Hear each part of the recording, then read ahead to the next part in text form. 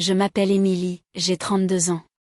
J'ai vécu plus de vie que la plupart des gens sans jamais vraiment marquer les esprits. Les hommes sont passés et repartis, chacun laissant une trace douce amère, mais jamais durable. J'ai toujours été une véritable mondaine, passant d'une soirée à l'autre, d'un lit à l'autre, à la poursuite de quelque chose que je n'arrivais jamais à nommer. Mais quand Josh a emménagé à côté, tout a changé. C'était un après-midi d'été moite quand je l'ai vu pour la première fois. J'étais affalée sur mon canapé, parcourant les pages de mon téléphone, naviguant sans enthousiasme sur une application de rencontre. Le camion de déménagement est entré dans l'impasse avec un grondement de tonnerre, et la curiosité a pris le dessus. J'ai jeté un coup d'œil à travers mes stores, et il était là, Josh, grand, large d'épaules, peau d'ébène polie et un sourire capable d'illuminer toute la rue. Il déchargeait des cartons avec une grâce naturelle, ses muscles se contractant sous un simple t-shirt blanc. Quelque chose s'est agité en moi, un frisson que je n'avais pas ressenti depuis des années. Je me suis dit que c'était juste la chaleur, mais au fond, je savais que ce n'était pas le cas. Je ne me suis pas présentée tout de suite. Je ne suis pas timide, mais quelque chose chez lui m'a fait hésiter. Peut-être était-ce sa façon de se tenir, comme s'il n'avait besoin de l'approbation de personne. Ou peut-être était-ce l'écho de son rire lorsqu'il plaisantait avec les déménageurs, un son qui me serrait la poitrine pour des raisons que je ne pouvais expliquer. Je l'ai observé pendant des jours, l'apercevant par moments en train de tondre sa pelouse ou de porter des courses. Une semaine plus tard, mon monde a commencé à s'écrouler. Ma voiture est tombée en panne, me laissant coincée dans mon allée avec une batterie à plat et une pile de factures impayées. Mon travail de graphiste freelance me maintenait à peine à flot, et le stress me rongeait. J'avais toujours été douée pour sauver les apparences, arborant un sourire radieux en soirée, flirtant avec tout le monde. Mais derrière les portes closes, je me noyais. C'est alors que Josh a frappé à ma porte. J'étais dans un état lamentable, les cheveux en chignon négligé, vêtu d'un t-shirt trop grand taché de café. J'ai ouvert la porte, prête à repousser qui que ce soit, mais il était là, du haut de son 1,80 m, une boîte à outils à la main. « J'ai entendu dire que tu avais des problèmes de voiture », a-t-il dit d'une voix grave et douce, comme du miel sur du gravier. Je me suis dit que je pourrais t'aider. J'ai cligné des yeux, prise au dépourvu. « Comment tu l'as su ?» Il a souri et désigné ma voiture d'un signe de tête, le capot toujours ouvert après ma tentative ratée de la réparer. J'ai remarqué qu'elle n'a pas bougé depuis quelques jours. Au fait, je suis Josh. Émilie, dis-je en lui serrant la main. Sa poigne était ferme, chaleureuse, et m'a fait un choc que j'essayais d'ignorer. Tu n'es pas obligé de. Déjà là, coupa-t-il en se dirigeant vers ma voiture. Voyons voir ce qui ne va pas, je l'ai suivi, ressentant un mélange de gêne et de gratitude. Il a travaillé rapidement, vérifiant la batterie, resserrant les connexions, m'expliquant les choses sans que je me sente stupide. En moins de 20 minutes, ma voiture a redémarré en rugissant. Je suis restée là, stupéfaite, tandis qu'il s'essuyait les mains avec un chiffon, son sourire innocent retrouvé. Merci, ai-je dit d'une voix plus douce que je ne le voulais. Je ne sais pas ce que j'aurais fait. Quand tu veux, Émilie, a-t-il répondu, et la façon dont il a prononcé mon nom m'a fait trembler les genoux. Si tu as besoin de quoi que ce soit, je suis juste à côté. C'était le début. Josh est devenu ma bouée de sauvetage, même si je ne m'en suis pas rendu compte au début. Au cours des semaines suivantes, il était là chaque fois que j'avais besoin d'aide, pour réparer un robinet qui fuyait, porter de lourdes courses, ou même m'apporter de la soupe quand j'ai attrapé un rhume. Il ne demandait jamais rien en retour, mais je me suis retrouvée à vouloir être près de lui. Je trouvais des excuses pour frapper à sa porte, lui apportant des biscuits que j'avais préparés ou lui demandant conseil sur des choses que j'aurais pu résoudre seule. À chaque fois, il m'accueillait avec ce sourire, et on finissait par discuter pendant des heures sous son porche ou le mien, la conversation coulant comme si on se connaissait depuis toujours. Josh était différent des hommes que j'avais connus. J'avais passé des années à courir après des types clinquants, des beaux parleurs avec des voitures de luxe ou de grandes promesses qu'ils ne tenaient jamais. Il m'invitait à dîner, m'emmenait au lit, puis disparaissait avant le lever du soleil. J'y étais habituée, je m'y attendais même. Mais Josh n'était pas comme ça. Il était sincère. Il m'écoutait quand je parlais, vraiment, ses yeux noirs rivés sur les miens comme si j'étais la seule personne au monde. Il n'essayait pas de m'impressionner par de grands gestes. Il était juste là, posé et gentil, d'une manière qui me donnait l'impression d'être entendu. Un soir, après une journée qui m'avait épuisée et recrachée, je me suis retrouvée devant l'appartement de Josh, une bouteille de vin bon marché serrée dans une main, submergée par une tempête d'émotions. Je venais de perdre le plus gros client que j'avais jamais décroché, des mois de travail envolés en un seul coup de fil, et le poids des factures impayées, des emails sans réponse et de la pression croissante menaçaient de m'écraser. Je ne pouvais pas rentrer chez moi. Je ne supportais pas le silence de mon appartement, l'écho de mes propres pensées criant plus fort que n'importe quel bruit. Et, d'une manière ou d'une autre, sans même y penser, mes pas m'ont mené jusqu'à sa porte. Quand il l'a ouverte, il n'a rien dit. Il m'a regardé un instant, vraiment, comme s'il voyait tout mon désordre derrière mon sourire tremblant et mes yeux vitreux. Puis il s'est écarté et m'a laissé entrer. Il n'a pas posé de questions. Il a juste versé le vin dans des chopes dépareillées et m'a rejointe sur le canapé, comme si de rien n'était. Je ne me souviens même plus comment j'ai commencé à parler. 1 minute, je sirotais du vin, et la minute suivante, le barrage a cédé. Je lui ai tout raconté, combien j'étais épuisée à force de faire semblant d'aller bien, ma peur d'échouer, comment chaque jour j'avais l'impression d'essayer d'échapper à un raz-de-marée qui, je le savais, finirait par m'engloutir. Je lui ai parlé des nuits où je n'arrivais pas à dormir et des matins où je n'avais pas envie de me lever, des choses que je ne m'étais même pas dites à voix haute. Et elle ne m'a pas interrompue. Il ne m'a pas bousculé ni tenté d'embellir ma douleur avec des mots vides de sens. Il est resté assis là, me tenant la main comme si c'était la chose la plus naturelle du monde. Son pouce effleurait mes phalanges d'un mouvement lent et apaisant.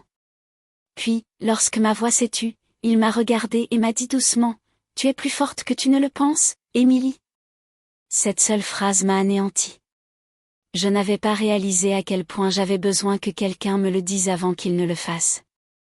Je ne savais pas à quel point j'attendais désespérément que quelqu'un voie au-delà de l'armure et croie encore en moi. Je ne sais pas ce qui m'a pris après ça. Peut-être était-ce le vin, ou la façon dont son contact a allumé une flamme dont j'ignorais l'existence, ou simplement la douleur insupportable du besoin de me sentir proche de quelqu'un, vraiment proche. Mais je me suis penchée et je l'ai embrassé. Au début, il n'a pas bougé. Pendant une seconde terrifiante, j'ai cru que j'avais fait une erreur, que j'avais brisé quelque chose de sacré entre nous. Mais ses mains se sont alors posées sur mon visage, et il m'a embrassé en retour, lentement, profondément, comme s'il avait attendu ce moment aussi longtemps que moi. Rien de précipité ni d'insouciant. C'était le genre de baiser qui ôtait tout ce qui était faux pour ne laisser que la vérité, un baiser qui semblait répondre à une question que je n'avais pas conscience de poser. Nous sommes arrivés dans sa chambre, un mélange de rire, de nervosité et d'une tension qui montait doucement depuis des mois. Et laissez-moi vous dire, tout ce que je croyais savoir sur l'intimité, Josh l'a réécrit ce soir-là. J'avais déjà été avec des hommes, certains tendres, d'autres égoïstes, la plupart oubliables. Mais Josh était différent. Il ne se contentait pas de toucher mon corps, il le lisait, l'écoutait, le vénérait. Chaque baiser, chaque souffle, chaque effleurement de ses doigts semblait intentionnel, comme s'il ne cherchait pas seulement à me faire plaisir, mais à me comprendre. Et il y parvenait. Nous avons bougé ensemble comme si nous l'avions fait des centaines de fois dans une autre vie. Je n'avais pas l'impression de performer ou de prouver quoi que ce soit. Je n'avais pas l'impression de rechercher un frisson ou de combler un vide. Je me sentais juste vue, portée, désirée d'une manière à la fois brute et respectueuse. Et quand ce fut fini, nous ne nous sommes pas précipités pour nous habiller ni n'avons fait comme si de rien n'était. Nous étions allongés, emmêlés dans ses draps, l'air chargé de la chaleur de ce qui venait de se passer entre nous. Ma tête reposait sur sa poitrine, et j'écoutais le rythme régulier et apaisant de son cœur sous ma joue, comme si c'était le seul son au monde qui comptait. Il passa ses doigts dans mes cheveux, sa voix à peine plus forte qu'un murmure: « Ça va ?» Je fermai les yeux.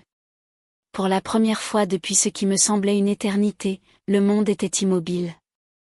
Plus que bien, murmurai-je, et je le pensais. Je ne voulais plus fuir. Je ne voulais plus chercher quelque chose de mieux, de nouveau ou de différent. Je voulais juste ça, lui, nous, rester là dans ce moment de calme et de paix pour toujours. Cette nuit-là a tout changé. Pas seulement la façon dont je regardais Josh, mais aussi la façon dont je me regardais, la vie. À partir de cet instant, nous n'étions plus seulement des amis en orbite l'un autour de l'autre. Nous étions quelque chose de plus, quelque chose de magnétique. Nous sommes devenus inséparables, comme deux personnes qui avaient enfin trouvé le rythme que leur cœur cherchait. Nos journées étaient remplies de moments qui semblaient être des morceaux de paradis volés, des petits déjeuners pris en tailleur par terre, des après-midi tranquilles, blottis dans des couvertures à regarder de vieux films, des courses qui se transformaient en aventures pleines de rire. Nous nous racontions des histoires, nos rêves d'enfants, nos peurs cachées, ces bêtises qui n'avaient d'importance pour personne d'autre, mais qui prenaient soudain de l'importance en sa présence. Chaque contact, chaque regard, chaque plaisanterie devenait un fil invisible qui nous unissait encore plus. Mais ce sont les nuits qui m'ont vraiment désarçonné. Dans l'obscurité, quand le monde extérieur se calmait, nous nous perdions l'un dans l'autre.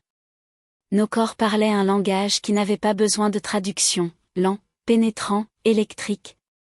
Il y avait quelque chose de presque sacré dans sa façon de me toucher, comme s'il ne cherchait pas seulement ma peau, mais quelque chose en dessous. Il m'embrassait comme si j'étais faite de poésie, m'aimait comme si j'étais quelque chose de rare, de précieux, et digne de tendresse. Il ne me satisfaisait pas seulement physiquement, même s'il le faisait de toutes les manières possibles. Il touchait des parties de moi dont j'ignorais l'état affamé, des parties qui aspiraient à être vues, tenues, comprises. Avec Josh, je n'étais ni une aventure, ni une erreur, ni un regret. Je n'étais pas une étape sur la route vers quelque chose de meilleur. J'étais Émilie, son Émilie, et cela signifiait plus que je ne l'aurais jamais imaginé. Les semaines se sont transformées en mois. Le temps passé avec lui me semblait un magnifique flou. Mais ensuite, quelque chose a changé. J'ai commencé à remarquer de petites choses, subtiles au début, comme une fatigue constante dont je ne pouvais me défaire. Mes matins commençaient par des nausées plutôt que par du café.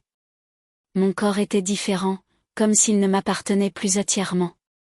Mes vêtements me serraient davantage à la taille, et mon appétit, inexistant, passait à un appétit vorace sans prévenir point pourtant, je mettais ça sur le compte du stress, peut-être du burn-out. La vie avait toujours trouvé de nouveaux moyens de m'épuiser. Mais soudain, j'ai eu un retard de règles. Puis un autre, et soudain, impossible de l'ignorer. Je me souviens d'être debout dans le rayon pharmacie, les yeux rivés sur le mur de tests de grossesse, comme s'ils étaient écrits dans une langue que je ne comprenais pas. J'ai choisi le plus cher, comme si l'argent pouvait acheter la certitude. Mes mains tremblaient tandis que j'attendais, arpentant la petite salle de bain comme un animal en cage. Et puis, deux lignes roses, audacieuses, certaines, indéniables. J'étais enceinte. Le bébé de Josh grandissait en moi. À cet instant, le temps sembla s'arrêter. Assise au bord de la baignoire, je fixais le résultat, hésitant entre rire, pleurer ou crier. Mon cœur battait la chamade, ma gorge se serrait d'émotion. Je n'avais pas prévu cela. Je ne m'étais même pas autorisée à envisager cette possibilité. J'essayais encore de réparer le chaos de ma vie, de combler les trous dans mon cœur. Comment donner naissance à une autre vie alors que la mienne semblait si inachevée? Et pourtant, en fermant les yeux, j'ai vu quelque chose qui m'a surprise, un petit enfant, minuscule, innocent, rayonnant, avec les yeux marrons chaleureux de Josh et peut-être mon rire, un enfant qui regardait le monde avec émerveillement. Et, d'une manière ou d'une autre, j'ai senti mon cœur se gonfler. Je ne le lui ai pas dit tout de suite. J'avais besoin de temps, du temps pour accepter l'idée que ma vie allait changer à jamais. Je ne m'étais jamais imaginée mère, mais plus je portais cette idée, plus la peur cédait la place à autre chose, l'espoir, l'amour, un désir silencieux de tenir ce qui nous appartenait, de créer un avenir qui soit plus qu'une simple question de survie. Et pourtant, j'étais terrifiée. Et si Josh ne voulait pas de ça? Et s'il s'éloignait, disant que c'était trop tôt, trop? Et si cela brisait la belle chose que nous avions construite? Quand je le lui ai enfin annoncé, le ciel était teinté d'orange et de rose, l'air chaud du parfum du jasmin en fleurs. Nous étions assis sur sa balancelle, côte à côte, le bois craquant doucement sous nos pieds. J'avais du mal à soutenir son regard. Ma voix tremblait, mes mots sortaient maladroitement, ni excuse, ni aveu. Je suis enceinte, ai-je finalement murmuré. Il y eut un long silence. Mon cœur battait si fort que je crus qu'il l'entendrait résonner dans le silence. Il resta silencieux au début, son visage indéchiffrable, et je me préparais à la déception, à la panique, au rejet. Mais au lieu de cela, il prit ma main, entrelaça nos doigts et m'attira doucement contre lui. Ses bras m'entourèrent, me soutenant comme pour me dire, « Tu es en sécurité ici. » « On est tous dans le même bateau, » dit-il d'une voix ferme, emplie d'une certitude tranquille. « Toi et moi, Émilie, et ce bébé. » Et d'un coup, la peur ne disparut pas, mais elle s'apaisa. Je ne savais toujours pas ce que l'avenir me réservait. Mais à cet instant, je sus que je ne l'affronterais pas seule. Des larmes coulaient sur mon visage, submergées par le soulagement et l'amour. Josh n'était plus seulement mon voisin. Il était mon partenaire, mon roc, l'homme qui m'avait vu au plus mal et qui pourtant m'avait choisi. Nous avons discuté pendant des heures ce soir-là, planifiant, rêvant, riant du chaos qu'un bébé apporterait. Pour la première fois de ma vie, je n'avais plus peur de l'avenir. Avec Josh à mes côtés, j'avais l'impression de pouvoir tout gérer. À mesure que mon ventre grossissait, la profondeur de notre amour grandissait.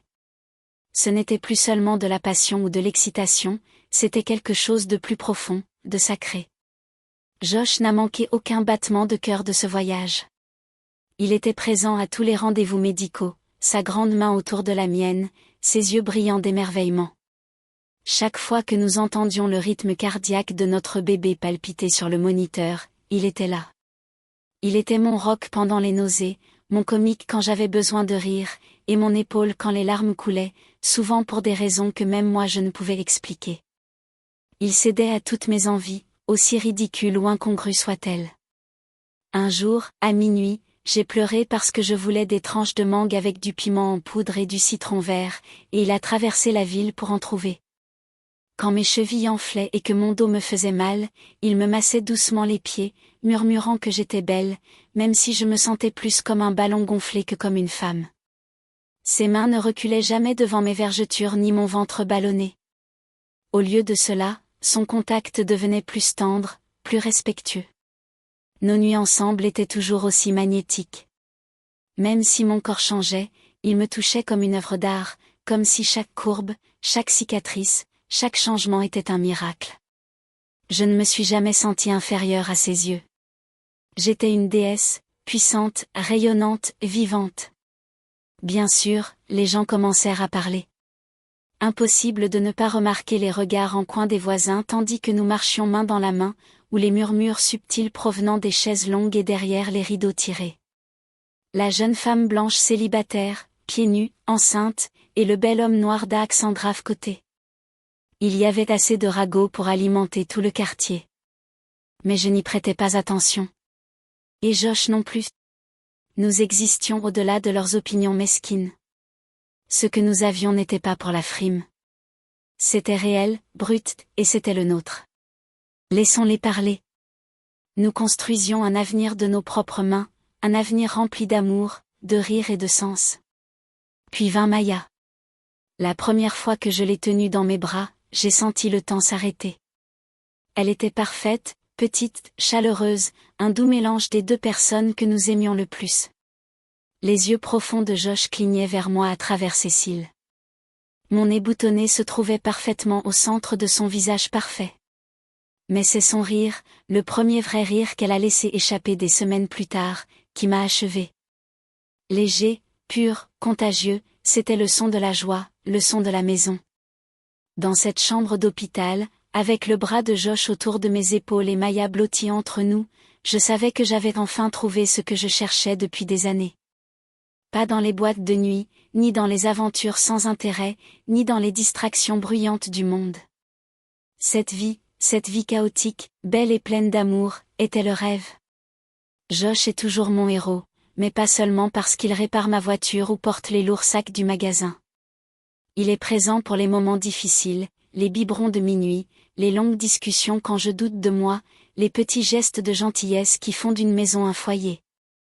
Il est mon partenaire, mon égal, le battement de cœur à côté du mien.